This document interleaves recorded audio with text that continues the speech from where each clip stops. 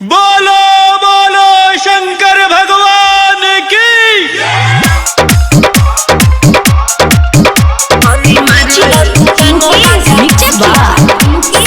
Recording studio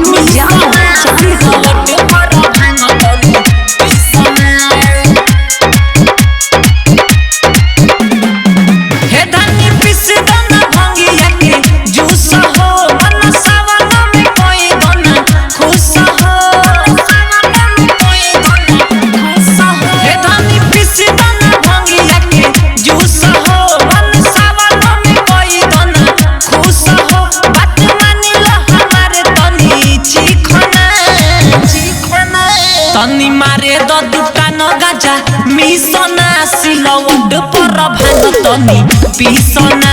तनी मारे द दुकान गाजा मिसना सिलवट पर भांग तनी पिसना। presented by Tiger Music.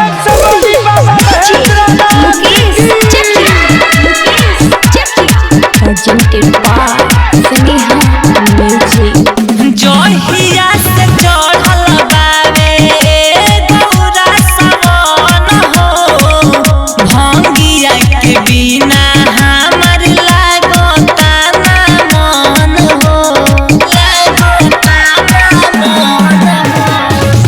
जोहिया से चढ़ल बावे गौरा सवन हो, भंगिया के बिना हमर लागता ना मन हो।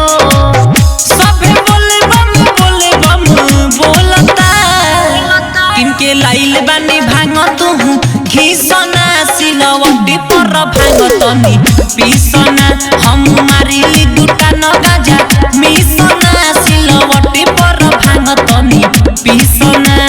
Mixed by Sneha Recording Studio Jammu Chandtola. Mukesh Chakia.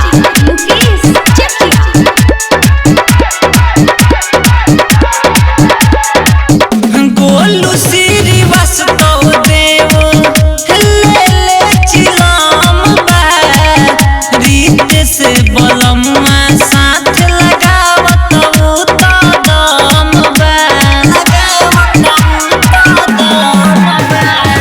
सुचित सुदर्शन देव ले चिलम बा, रीत से बलम्मा साथ लगावत दम बा। सबे पिसता भांग तुहू रुसना, किनके लाइल बानी भांग तुहू घिसना सिलवटी पर भांग तनी पिसना। हम मारिली दुकान गाजा मिसना सिलवटी पर भांग तनी पिसना।